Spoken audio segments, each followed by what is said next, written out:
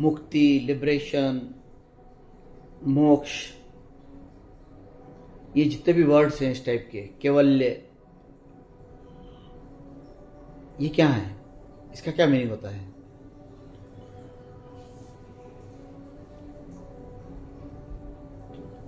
इसका meaning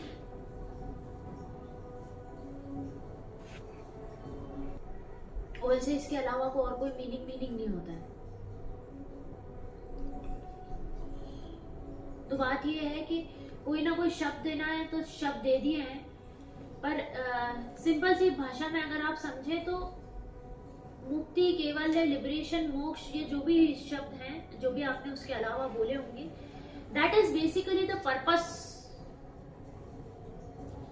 These words are basically the purpose of being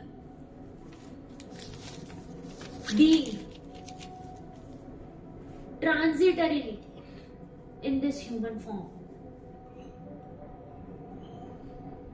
ये बुद्धि के जैसे जो मनुष्य का जीवन मिला है, उसका उद्देश्य ही ये है, ये शब्द जो है उसका उद्देश्य ही ये है इस जीवन का।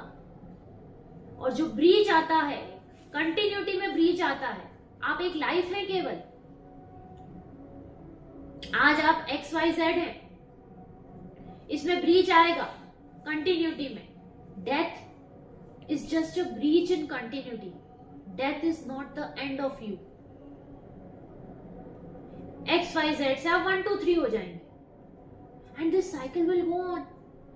तो वो जो ब्रीच है कंटिन्यूटी में, वो ब्रीच के बाद again again again, why? So the purpose is are these words जो आपने बोले। The purpose of getting this human form after the so called assumptional death, which is not death, I say that is a breach in continuity of life. उस life को again जब human form मिलता है तो that human form, उसकी auspiciousness, मानव जीवन जो बहुत अमूल्य है, उसकी ऑस्पिशियसनेस का कारण ही है कि to direct yourself towards this path and ultimately get to realise these words. These are just words. और ये शब्द है केवल शब्द जो कि पर्पस है हर किसी का। दूसरा, अगर आपको साधारण सी भाषा में बोला जाए तो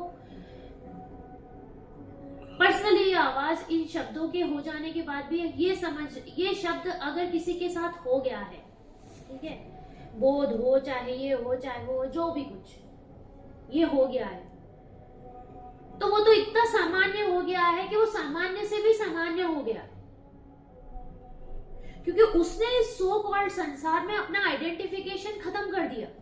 वो इस आइडेंटिफिकेशन पूरे संसार के आइडेंटिफिकेशन में मिल गया, तो वो तो सामान्य से भी सामान्य हो गया। ऐसा नहीं है कि जिसको ये हो गया है वो ऊपर है और कोई और है वो नीचे है। ये बिल्कुल बहुत सिंपल सा है। आप सुबह 3 बजे उठते हैं और कोई सुबह 6 बजे उठता है, तो आप ज्यादा मनुष्य नहीं हो जाते जल्दी उठने से।